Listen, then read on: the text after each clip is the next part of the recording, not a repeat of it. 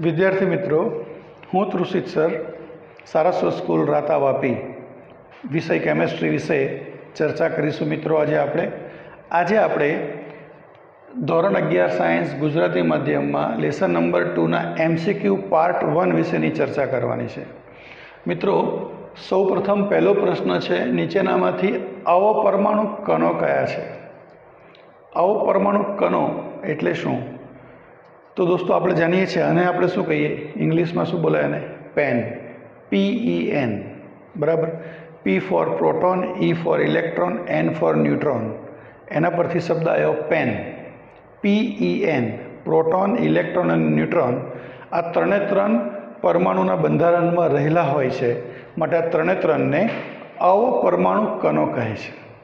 માટે અહીંયા જવાબ આવશે પ્રોટોન, ઇલેક્ટ્રોન, ન્યુટ્રોન અને બધા જ. તો આપણો જવાબ શું આવશે? બધા જ. હવે દોસ્તો, આના વિશે વધારે વાત કરી લઈએ. આ ફંડામેન્ટલ પાર્ટિકલ્સ એવા વર્ડ તરીકે પણ ઓળખાય, અથવા અવપરમાણુ કણો. કોઈ પણ પરમાણુ હોય એમાં આટલી વસ્તુ તો હોય, પ્રોટોન, ઇલેક્ટ્રોન અને ન્યુટ્રોન હોય જ. બરાબર છે દોસ્તો, ફંડામેન્ટલ પાર્ટિકલ.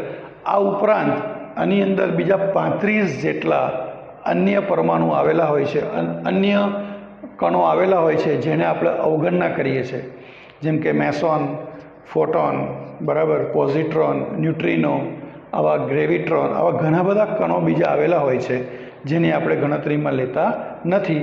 પણ મુખ્ય કણો કયા કયા હોય છે? પ્રોટોન, ઇલેક્ટ્રોન અને ન્યુટ્રોન. હવે દોસ્તો, થિયરી પ્રમાણે જઈએ તો કોઈ પણ પરમાણુના કેન્દ્રમાં બે કણો રહેલા હોય, પ્રોટોન અને ન્યુટ્રોન. જ્યારે કેન્દ્રની આસપાસ ઇલેક્ટ્રોન રહેલા હોય છે. આથી પરમાણુ વીજભારની દ્રષ્ટિએ તટસ્થ કેમ છે એવો પ્રશ્ન પૂછે તો તમારો જવાબ શું આવે?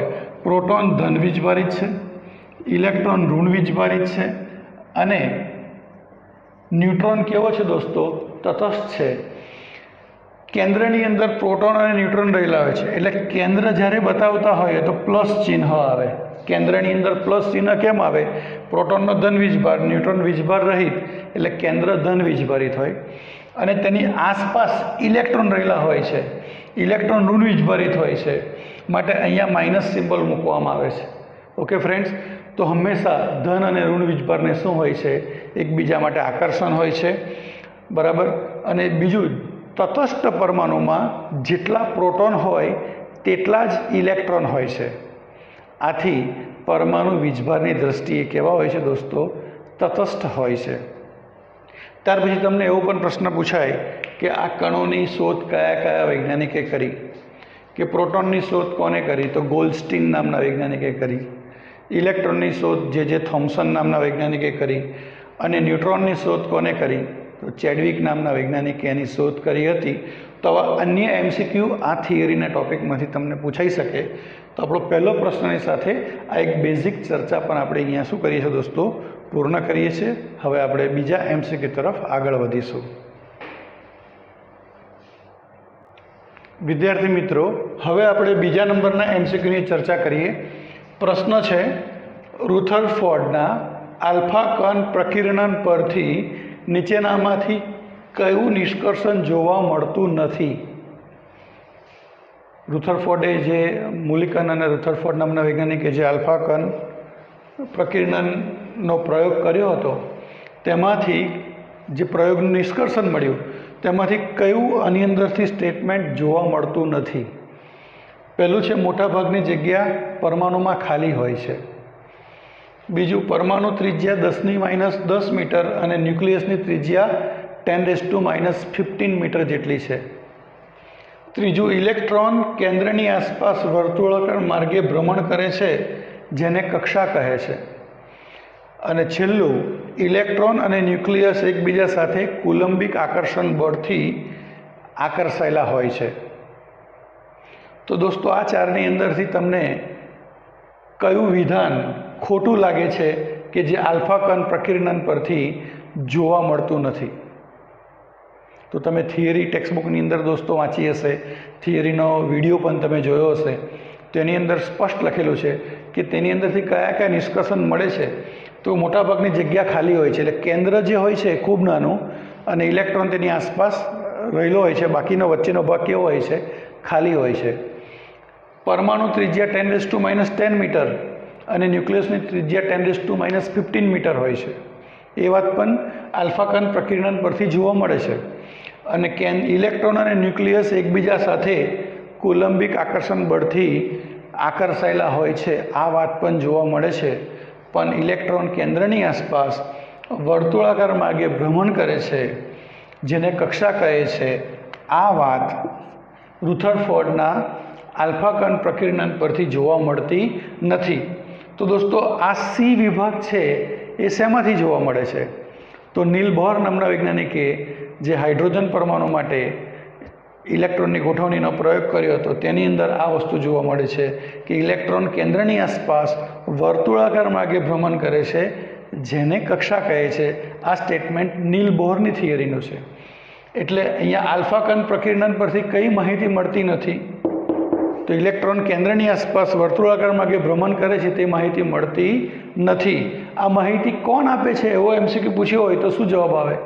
તો નીલ બોહરના હાઇડ્રોજન પરમાણુની જે ઇલેક્ટ્રોનની ગોઠવણી કરી તેની અંદર આ પહેલું સ્ટેટમેન્ટ નીલ બોહર નામના વૈજ્ઞાનિકે આપ્યું હતું. A, B અને D આ ત્રણ વસ્તુ આલ્ફા કણ પ્રકીર્ણન પરથી જોવા મળે છે. જ્યારે C ઇલેક્ટ્રોન કેન્દ્રની આસપાસ વર્તુળાકાર માર્ગે ભ્રમણ કરે છે, જેને કક્ષા કહે છે, તે જોવા મળતું નથી. Okay friends. વિદ્યાર્થી મિત્રો, હવે આપણે ત્રીજા નંબરના MCQની ચર્ચા કરીએ. પ્રશ્ન છે, નીચેનામાંથી કયું વિધાન કેથોડ કિરણની કઈ લાક્ષણિકતા નથી? નીચેનામાંથી કયું વિધાન એ કેથોડ કિરણની લાક્ષણિકતા નથી? ઓપ્શન છે દોસ્તો, કેથોડ કિરણવાળો ટોપિક પહેલાં ટેક્સ્ટબુકમાં તમે જોઈ લેજો, એટલે એના ઓપ્શન વિશેની આપણે ચર્ચા કરવાની સમજણ પડે. પહેલું ઓપ્શન છે, તેઓ કેથોડથી શરૂ થઈને એનોડ તરફ જાય છે. બીજું ઓપ્શન, તેઓ બાહ્ય વિદ્યુત કે ચુંબકીય ક્ષેત્રની ગેરહાજરીમાં સીધી રેખામાં આગળ વધે છે. ત્રીજું, કેથોડ કિરણ ટ્યુબ એટલે કે નળીમાં ઉપયોગમાં લેવાતા કેથોડ વિદ્યુત ધ્રુવ પર તે આધારિત નથી. અને છેલ્લું ઓપ્શન છે, ડી ઓપ્શન છે, કેથોડ કિરણનો ગુણધર્મ એ કેથોડ કિરણ ટ્યુબમાં ઉપયોગમાં લેવામાં આવતા વાયુ ગેસના સ્વભાવ પર આધાર રાખે છે. તો દોસ્તો, અહીંયા પૂછે કે લાક્ષણિકતા કઈ નથી? તો દેખો આ વાત સાચી છે કે કેથોડથી શરૂ થઈને એનોડ તરફ ઇલેક્ટ્રોનનો પ્રવાહ આગળ વધે છે. દોસ્તો, કેથોડ કિરણ એટલે શું? ઇલેક્ટ્રોન.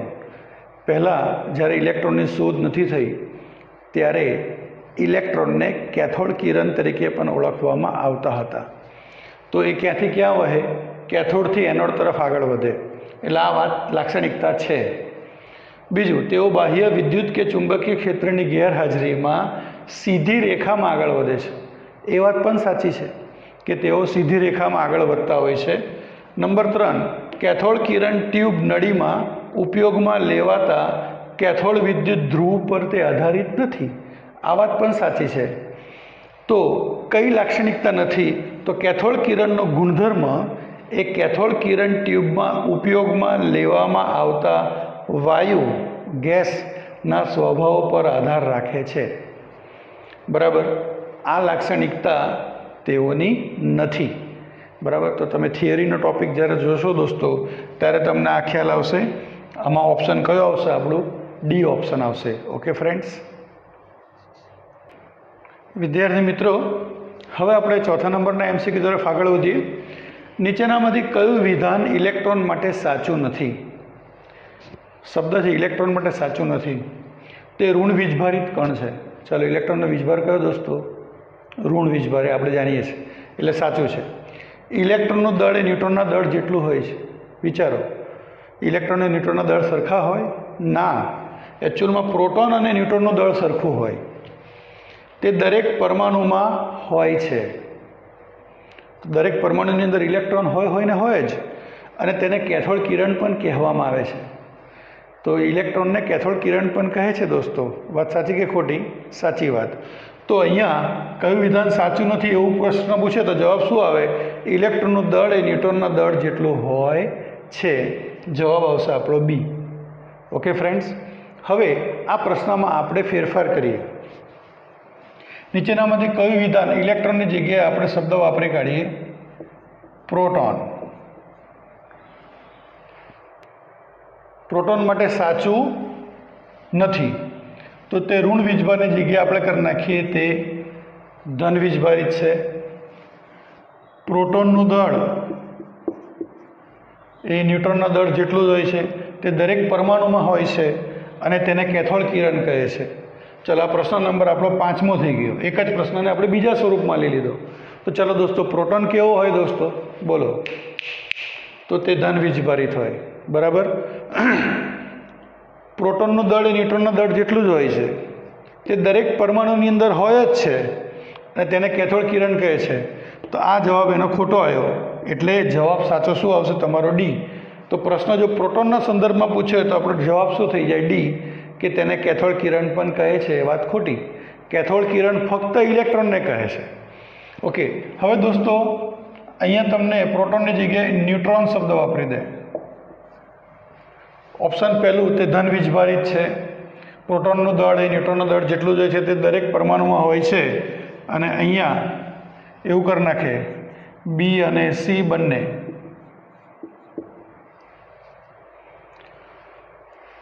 બી અને સી બંને. તો શું આવે? ન્યુટ્રોન એક એવો ધન વીજભારિત હોય? ના, ન્યુટ્રોન એક એવો હોય તટસ્થ હોય. બરાબર, એટલે આ વિધાન સાચું નથી. પ્રોટોનનું દળ એ ન્યુટ્રોનના દળ જેટલું જ હોય છે, આ વિધાન સાચું. તે દરેક પરમાણુમાં હોય છે, આ વિધાન પણ સાચું. બરાબર. તો તમને ખોટું વિધાન પૂછ્યું તો જવાબ આવે એ, અને સાચું વિધાન પૂછ્યું હોત તો તમારો જવાબ થઈ જાત ડી. તો દોસ્તો, એક જ પ્રશ્ન તમને અલગ અલગ સ્વરૂપમાં પૂછાય. આ થિયરીની અંદરથી શબ્દોમાંથી પૂછેલા પ્રશ્નો હોય છે દોસ્તો. બરાબર. તો આ ખાસ યાદ રાખજો. હવે આપણે સમસ્થાનિકો વિશેની વાત કરીશું દોસ્તો. વિદ્યાર્થી મિત્રો, હવેનો નેક્સ્ટ ક્વેશ્ચન છે એલ્યુમિનિયમ 1327 માં પ્રોટોનની સંખ્યા કેટલી? એલ્યુમિનિયમ 1327 માં પ્રોટોનની સંખ્યા કેટલી? ઓપ્શન છે 13, 14, 27 ને 10. તો દોસ્તો, જ્યારે આના વિશેની વાત કરીએ તો કોઈ પણ પરમાણુ જે છે તેનું સાંકેતિક સ્વરૂપ કેવી રીતે થાય? તો સમજી લો, આ પરમાણુને આપણે એમ ધારી લઈએ. નીચે જે હોય છે દોસ્તો એનો કહેવાય ઝેડ, અને ઉપર જે હોય છે એ એનો કહેવામાં આવે છે એ. આ ઝેડ એટલે કહેવાય પરમાણુ ક્રમાંક, અને પરમાણુ ક્રમાંક એટલે દોસ્તો પ્રોટોનની સંખ્યા. આ એ જે હોય છે એને કહેવાય પરમાણુ ભારાંક, જેમાં કહેવામાં આવે છે પ્રોટોન પ્લસ ન્યુટ્રોનની સંખ્યા. અને ઘણીવાર અહીંયા પોઝિટિવ અથવા નેગેટિવ એવું લખેલું હોય. તો પોઝિટિવ અથવા નેગેટિવ જે લખેલું હોય છે એ તેનો વીજભાર. જો પોઝિટિવ હોય તો એટલા ઇલેક્ટ્રોન બાદ કરવાના, નેગેટિવ હોય તો એટલા ઇલેક્ટ્રોન ઉમેરવાના. બરાબર. તો દોસ્તો, પહેલાં આ પ્રશ્ન જે છે તેને સમજવાનો પ્રયત્ન કરીએ. આ આપણી સામે સાંકેતિક સ્વરૂપ છે. અહીંયા આવું લખ્યું છે એલ્યુમિનિયમ 1327. તમને પૂછ્યું છે કોની સંખ્યા? પ્રોટોનની સંખ્યા. પ્રોટોનની સંખ્યા એટલે એ કોણ નક્કી કરે? ઝેડ નક્કી કરે. પરમાણુ ક્રમાંક એટલે જેનો પગ અને ઝેડ શું છે? તો 13 છે. એટલે તમારે પ્રોટોનની સંખ્યા આવી ગઈ. આપણે એવું લખી શકીએ ઝેડ બરાબર 13, એટલે પ્રોટોનની સંખ્યા પણ કેટલી થઈ જાય? 13 થઈ જાય. બરાબર. ઓકે, એ બરાબર કેટલા થઈ જાય? એના 27. એ એટલે શું? પરમાણુ ભારાંક. 27 થઈ જાય. પરમાણુ ભારાંક એટલે પ્રોટોન અને ન્યુટ્રોનની સંખ્યાનો સરવાળો છે. તો આ આવે 27. બરાબર. તો તમને પૂછે ન્યુટ્રોન કેટલા? તો તમારો જવાબ આવે 14. તો આ જ પ્રશ્નમાં જો પ્રોટોનની જગ્યાએ મેં ન્યુટ્રોન કરી નાખ્યો તો જવાબ થઈ જાય 14. તમને પૂછ્યું હોત આ જ પ્રશ્નમાં કે એનો પરમાણુ ભારાંક કેટલો, આની અંદર શું પૂછ્યું હોત? એનો પરમાણુ ભારાંક કેટલો, તો તમારો જવાબ શું આવત? 27 જવાબ આવત. ઓકે. બીજી એક વાત ખાસ યાદ રાખવાની દોસ્તો, કોઈ પણ તટસ્થ પરમાણુમાં જેટલા પ્રોટોન હોય તેટલા જ ઇલેક્ટ્રોન હોય. શબ્દ યાદ રાખજો, તટસ્થ પરમાણુ, જેટલા પ્રોટોન તેટલા જ ઇલેક્ટ્રોન. તો આ તટસ્થ પરમાણુ છે. અહીંયા કંઈ ધન કે ઋણ વીજભાર નથી લખ્યો, માટે જેટલા પ્રોટોન હોય તેટલા જ તેની અંદર શું હોય દોસ્તો? ઇલેક્ટ્રોન હોય. સમજણ પડી?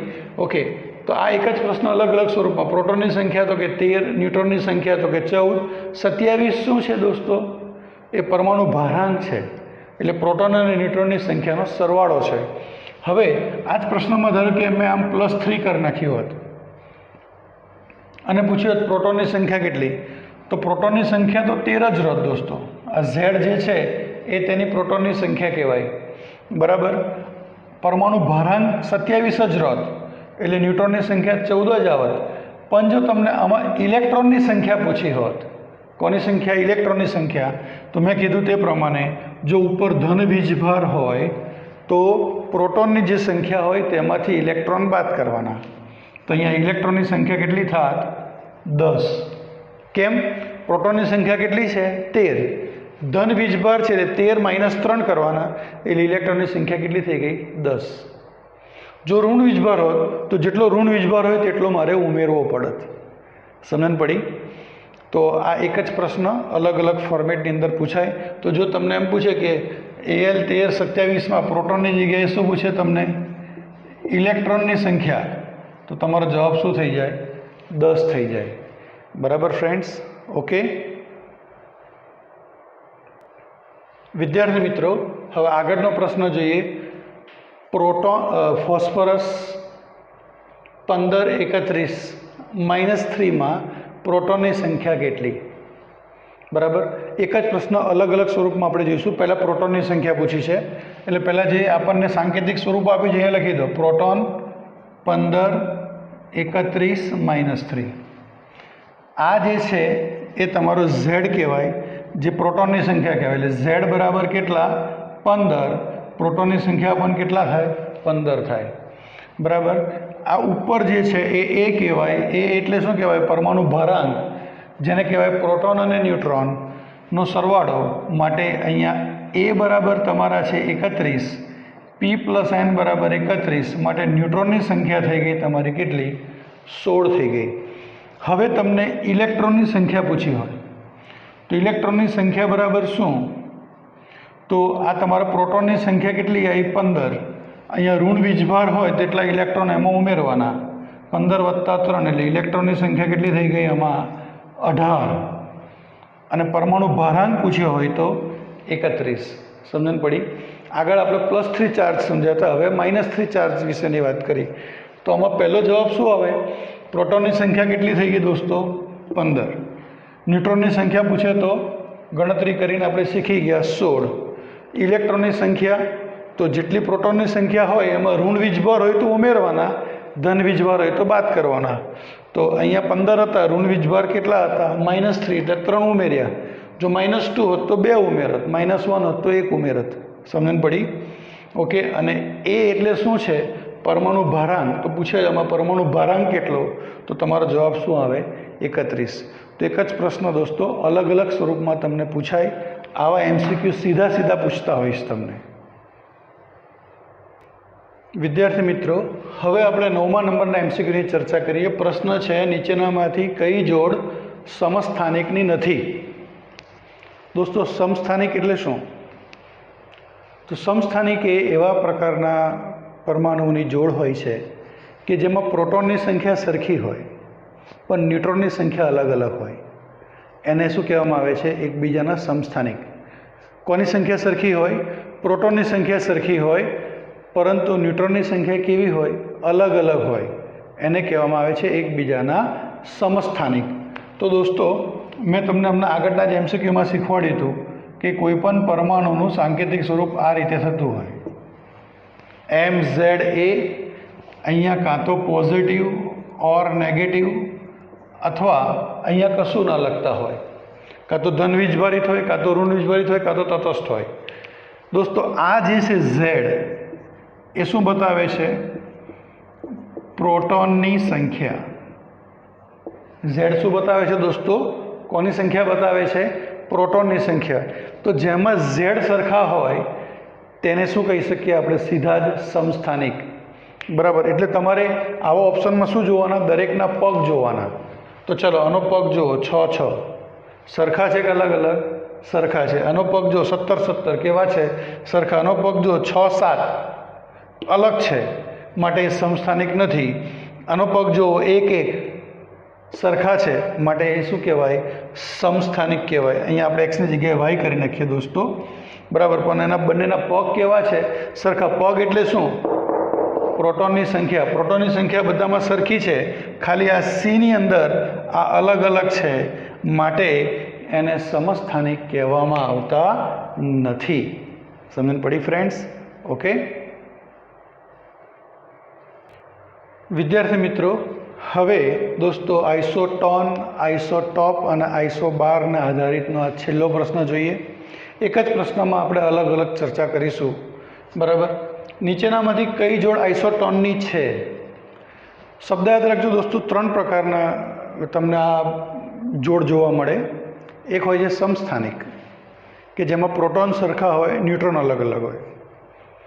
બીજું હોય સમભરીય, કે જેમાં પ્રોટોન અને ન્યુટ્રોન બંને અલગ અલગ હોય પણ બંનેનો સરવાળો સરખો હોય।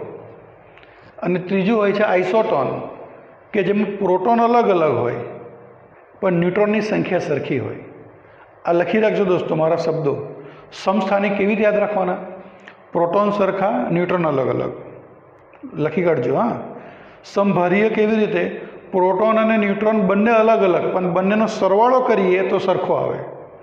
અને આઇસોટોન એટલે શું? કે પ્રોટોન અલગ હોય પણ ન્યુટ્રોન સરખા હોય, બરાબર। તો આપણી સામે આ 4 જોડ આપી છે, એમાં તમને એમ પૂછે કે આઇસોટોનની જોડ કઈ છે? આઇસોટોન એટલે શું જોવાનું? કે પ્રોટોન અલગ અલગ હોય પણ ન્યુટ્રોન સરખા હોય। અથવા શોધી કાઢવાનું કે ન્યુટ્રોન શેમાં સરખા છે? તો ન્યુટ્રોન કેવી રીતે શોધવાના? તો ન્યુટ્રોનની સંખ્યા બરાબર આપણે a - z આવું કરીએ છીએ। શું કરીએ છીએ? a - z। તો ચલો આનો ડાયરેક્ટ જ જવાબ કરવાનો। પહેલું ઓપ્શન છે 13 - 6 કરો, તો 13 - 6 માં શું આવશે? ઓપ્શન એ માટે બોલો। 13 - 6 એટલે કેટલા થાય? 7। અને આમાં 14 - 6 કરો તો શું થાય? 8। બીજું ઓપ્શન ચેક કરો, 13 - 6 કરો એટલે કેટલા આવવાના? 7। 14 - 7 કરો એટલે પાછા 7। ત્રીજું ઓપ્શન જુઓ, 40 - 18 22। આ જો 40 - 20 તો શું થયા? 20। ડી ઓપ્શન જુઓ, 14 - 7 7 અને 15 - 7 8। તો તમે આ શું કર્યું દોસ્તો? ન્યુટ્રોનની સંખ્યા શોધી કાઢી, અને ન્યુટ્રોનની સંખ્યા જેમાં સરખી હોય તેને આઇસોટોન કહેવાય। તો કયા ઓપ્શનમાં ન્યુટ્રોનની સંખ્યા સરખી છે? બી ઓપ્શનમાં, માટે આપણે એને શું કહીએ? આઇસોટોન। સમજણ પડી? ઓકે, એટલે આઇસોટોન વાળો શબ્દ પૂછાય તો તમારો જવાબ આવી જાય બી। હવે MCQ નંબર આપણે 11 કરી નાખીએ, આઇસોટોનની જગ્યાએ કરી નાખીએ સમભારીય। તો સમભારીયમાં શું જોવાનું દોસ્તો? બંનેનો સરવાળો સરખો થવો જોઈએ, પ્રોટોન અને ન્યુટ્રોનની સંખ્યાનો સરવાળો, બરાબર। એટલે આ પ્રોટોન અને ન્યુટ્રોન ટૂંકમાં માથા સરખા હોવો જોઈએ। શું સરખું હોવું જોઈએ? માથું। જો 13 ને 14, 13 ને 14, 40 40 અને 14 અને 15, તો માથા સરખા શેમાં છે? આમાં, બરાબર। અથવા તમે ગણી શકો, આ નીચે પગમાં પ્રોટોન હોય તો અહીંયા શું લખી શકો? ઉપર 6 6, આ બંનેનો સરવાળો શું થાય? તો આ 13 અને આ થયા 14। આનો શું આવશે તમારો? 6 અને 7, તો આનો સરવાળો પણ શું થશે? 13 અને પાછો 14, બરાબર। આની અંદર શું થશે? તો 18 અને 20, આ બંનેનો સરવાળો 40 40। તો જેમાં સરવાળા પ્રોટોન અને ન્યુટ્રોનની સંખ્યાનો સરવાળો કેવો થાય? સરખો। યાદ રાખજો, બંનેમાં પ્રોટોન અને ન્યુટ્રોનની સંખ્યા અલગ અલગ છે પણ બંનેનો સરવાળો સરખો થાય, એને કહેવાય સમભારીય। શું કહેવાય? સમભારીય। અને છેલ્લે તમે જોઈ લો તો શું છે? 7 અને 7, તો આ થયા 14 અને આ તમારા થયા 15, બરાબર। તો આ તમારો 11મો પ્રશ્ન છે।